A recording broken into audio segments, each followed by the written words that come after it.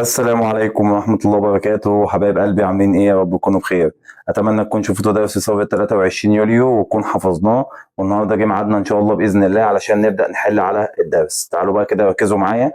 طيب بالنسبة عندي لثورة 23 يوليو، نبدا اول حاجة عندنا بأسئلة اختر. لو جه عندي في السؤال في الامتحان وقال لي اختر، يرى الكثير من المؤرخين أن ثورة 23 يوليو 1952 تكتسب أهمية عالمية لارتباطها.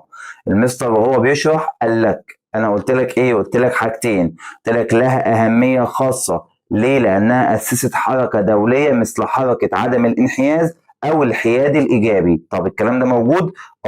يبقى أنا عندي الإجابة حركة الحياد الإيجابي، لأنها مرتبطة بحركة الحياد الإيجابي. السؤال الثاني، سيطر على جميع الوحدات العسكرية في الجيش المصري بعد إذاعة البيان الأول لثورة يوليو. احنا قلنا اللي أذاع البيان محمد أنور السادات باسم محمد نجيب، فأصبح محمد نجيب مسيطر على جميع قطاعات الجيش المصري، يبقى الإجابة محمد نجيب.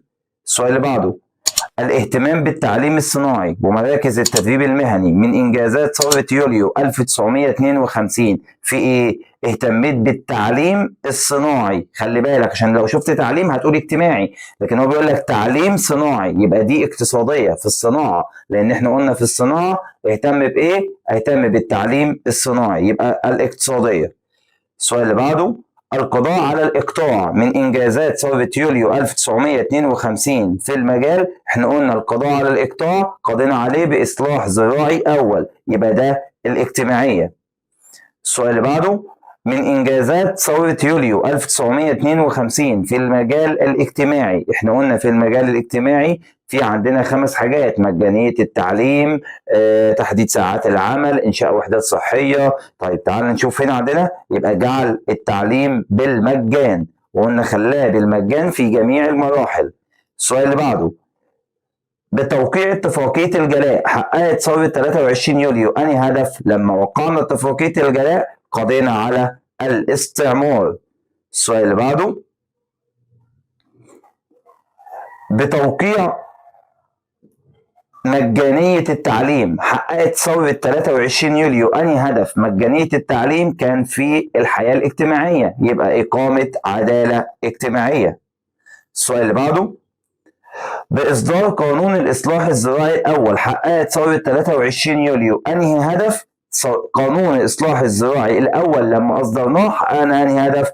أول حاجة القضاء على الإقطاع، القضاء على الإقطاع. وخد بالك من حاجة، خد بالك من حاجة، لو جه قال لك إصدار قانون الإصلاح الزراعي الأول في الإنجازات الاجتماعية ولا الاقتصادية، ما حدش يقول لي اقتصادية، هي اجتماعية، اجتماعية. وخد بالك برضه تنفع في السؤال ده إقامة عدالة اجتماعية، بس هنا القضاء على الإقطاع أحسن. السؤال اللي بعده، ساعدت ثورة 23 يوليو 1952 الشعوب العربية ومنها بلاد المغرب العربي. أولا احنا ساعدنا الشعوب العربية زي مين؟ زي المغرب، زي الجزائر، زي تونس، زي السودان، زي اليمن، زي العراق، زي الكويت، زي كينيا دولة إفريقية. بس هو هنا بيقول لي ومنها بلاد المغرب العربي، فهنا حط لي سؤال رخم شوية.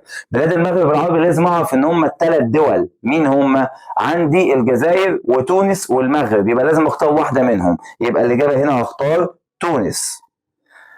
السؤال اللي بعده، ساعدت ثورة 23 يوليو 1952 الشعوب العربية ومنها الجزائر فكان وراء عدوان. أولا السؤال ده يا جماعة ده هناخده في الحصة بتاعة القضية الفلسطينية، بس الإجابة هتبقى عدوان 1956. اللي هناخده بعد كده اسمه العدوان الثلاثي، بس ده هنقوله في الدرس الجاي بالتفصيل. السؤال اللي بعده، بما تفسر هزيمة الجيش المصري في حرب فلسطين. لا استنى بقى، انا قلت لك انا اتهزمت ليه؟ عشان انا لم استعد استعداد جيد، وعلشان بريطانيا والولايات المتحدة بتساعد اسرائيل. يبقى هقول له الاجابة رقم 1 عدم استعداد الجيش المصري استعداد جيد. طب 2 دعم بريطانيا ومين؟ والولايات المتحدة لمين بقى؟ لإسرائيل. خد بالك من الحتة دي عشان الحتة دي مهمة جدا. طيب السؤال اللي بعده، ليه ساءت الأحوال الاجتماعية في مصر قبل ثورة 23 يوليو؟ قلت لك كلمه بشكل حازم كده، ليه ساءت الأحوال الاجتماعية؟ قول له علشان أنت ما عندكش سياسة واضحة لإصلاح المجتمع. طب 2، ظاهرة الإقطاع دي اللي خلت سوء الأحوال الاجتماعية. هنكتب الاتنين؟ اكتب الاتنين، بس دلوقتي أنا هكتب لك واحدة بس. يبقى هقول له بسبب ظاهرة الإقطاع، يبقى بسبب ظاهرة الإقطاع ساءت الأحوال الاجتماعية. الإجابة الثانية عدم وجود سياسة واضحة لإصلاح المجتمع بسبب الصراع بين الأحزاب. السؤال اللي بعده، بما تفسر موافقة الملك فاروق على مطالب قادة ثورة 23 يوليو؟ هو مشي قبل الموعد ولا ما مشيش؟ مشي. وافق ولا ما وافقش؟ وافق. طب وافق ليه؟ لأنه أدرك أن الجيش والشعب يكرهوا حكمه، وإن إنجلترا تخلت عنه، الإنجليز تخلت عنه. يبقى هقول له لأنه، ركز بقى كده معايا، أدرك أن الجيش والشعب يكرهوا حكمه. طب 2، وتخلي الإنجليز عنه. السؤال اللي بعده،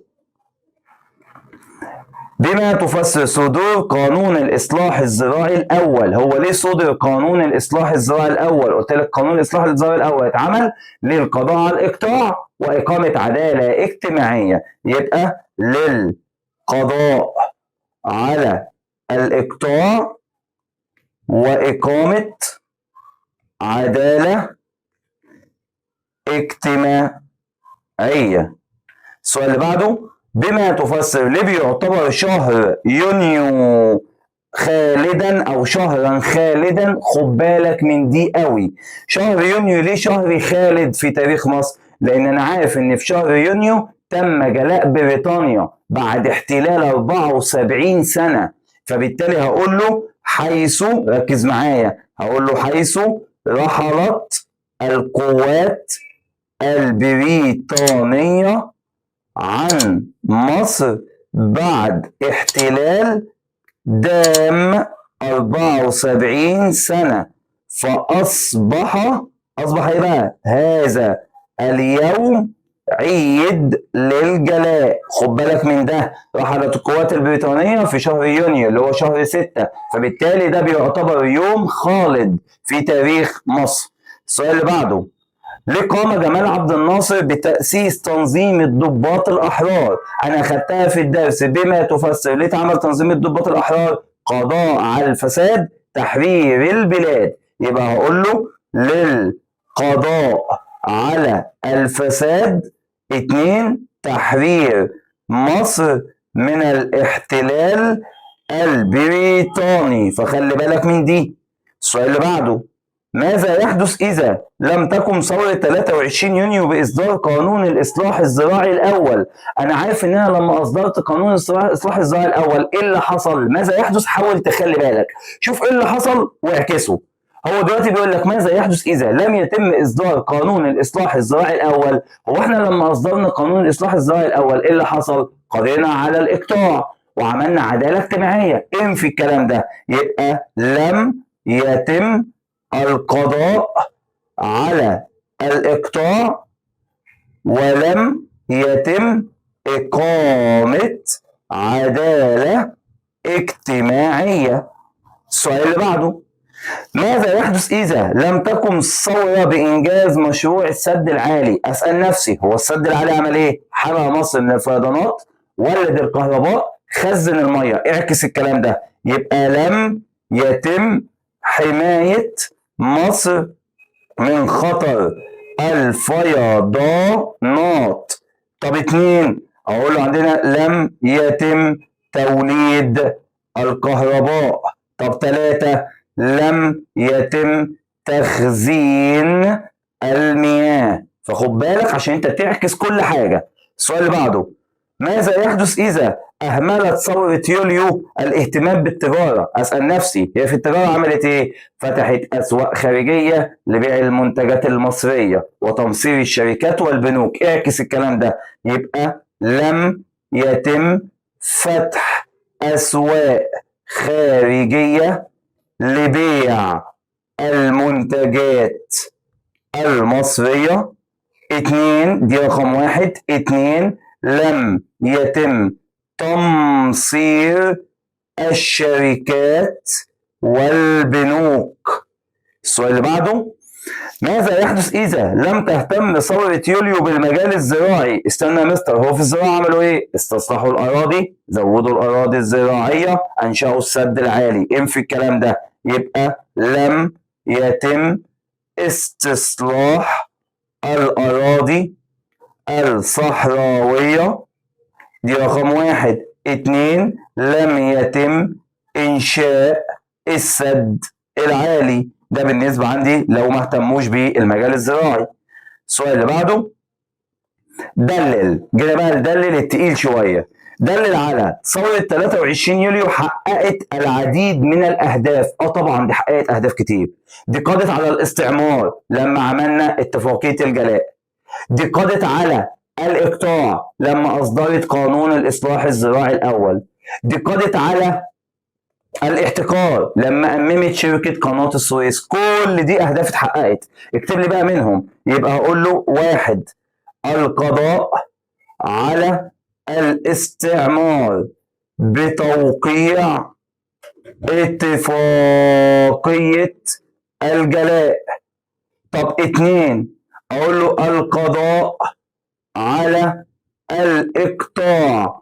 إزاي؟ بإصدار قانون الإصلاح الزراعي الأول. آدي بعض الأهداف وحققتها. السؤال اللي بعده، دلل على فساد النظام الملكي. المستر قال لنا أول ما أسمع كلمة فساد، رشاوي واستبداد. فساد، رشاوي واستبداد. يبقى أقول له 1 فساد النظام الملكي، يبقى انتشار الرشاوي في صفقة الأسلحة الفاسدة. طب 2 استبداد الملك فاروق بالحكم. أنا قلته لك. السؤال اللي بعده، دلل على تقدم الصناعة في مصر في بعد ثورة 23 يوليو. عملوا إيه في الصناعة؟ عملوا العديد من المصانع مثل مصنع أسمدة أسوان حديد حلوان، واهتموا بالتعليم الصناعي، واستخرجوا البحث والتنقيب عن البترول، وعملوا معامل تكرير بترول. كل دي عملوها في الصناعة. يبقى لما يقول لي دلل على تقدم الصناعة، أقول له 1 أنشأوا إنشاء العديد من المصانع مثل مصنع الأسمدة في أسوان والحديد والصلب في حلوان. 2 الاهتمام بالتعليم الصناعي. ممكن تكتب 3 البحث عن البترول وإنشاء معامل تكرير بترول. السؤال اللي بعده، دلل حققت ثورة 23 يوليو إنجازات عديدة في المجال العربي والدولي. لا دي هنا بقى كبيرة جدا، فأنت هتكتب. بص بقى، في المجال العربي هنقول إيه؟ ساعدت الشعوب العربية وبعض الدول الإفريقية في تحقيق الاستقلال. وقول لي أي دولة. هيبقى عندك اليمن، العراق، الكويت، كينيا، كل دي دول. السودان، الجزائر، تونس. طب بالنسبة للإنجازات الدولية، كسر احتكار السلاح العالمي، وعملت حركة عدم الانحياز. فانت كده عندك عربي وعندك دولي، فاحنا هنقول هنا لازم تحددها. هتقول الانجازات العربية. هتقول لي 1 ساعدت الدول العربية وبعض الدول الإفريقية في تحقيق الاستقلال. وقول لي أي دولة. اليمن، العراق، الكويت، كينيا. خلاص. طب 2 أقول له ساعدت الشعب الفلسطيني في إقامة دولة مستقلة عاصمتها القدس. طب يا مستر دي كده عندي بالنسبة للعربي. فين بقى الدولي؟ مفيش مكان، فانت هتقولها. هتقول ايه؟ هتقول عندنا كسر احتكار السلاح العالمي، واثنين إنشاء حركة دولية مثل حركة عدم الانحياز. نيجي بقى للسؤال المهم، ما العلاقة بين المرأة المصرية وثورة 23 يوليو؟ احنا عارفين ان ثورة 23 يوليو اهتمت بالمرأة. ازاي؟ ادت للمرأة حق الانتخاب والترشح في مجلس الأمة. يبقى لو جه سؤال وقال لي ما العلاقة بين المرأة المصرية وثورة 23 يوليو، اقول له عندنا اهتمت ثورة 23 يوليو بالمرأة المصرية. اقول له حيث اعطتها ايه بقى؟ حق الانتخاب والترشح. فين بقى؟ في مجلس الأمة. يبقى في مجلس الأمة. السؤال اللي بعده، ما العلاقة بين معاهدة 1936 وثورة 23 يوليو؟ ده بقى طويل شوية. احنا عارفين ان معاهدة 36 من نتائجها ايه؟ استنزاف موارد مصر وسوء الأحوال الاقتصادية. وسوء الأحوال الاقتصادية كانت سبب من أسباب ثورة 23 يوليو. يبقى هقول له كان من نتائج معاهدة 36 استنزاف موارد مصر وسوء الأحوال الاقتصادية، وهذا سبب من أسباب ثورة 23 يوليو. يبقى هقول له من نتائج معاهدة 1936 استنزاف موارد مصر وسوء الأحوال الاقتصادية التي كانت سبب في قيام ثورة 23 يوليو 1952. بس كده نجم، كده خلصنا الأسئلة اللي موجودة على درس 23 يوليو. انتظروني إن شاء الله بإذن الله في درس جديد هنحل الأسئلة إن شاء الله. مش هسيبك، هنشرح الدرس، هنحل أسئلة عليه، هنعمل كل حاجة بإذن واحد أحد توصلك إن إحنا نقفل في الامتحان. أشوفكم على خير، والسلام عليكم ورحمة الله وبركاته.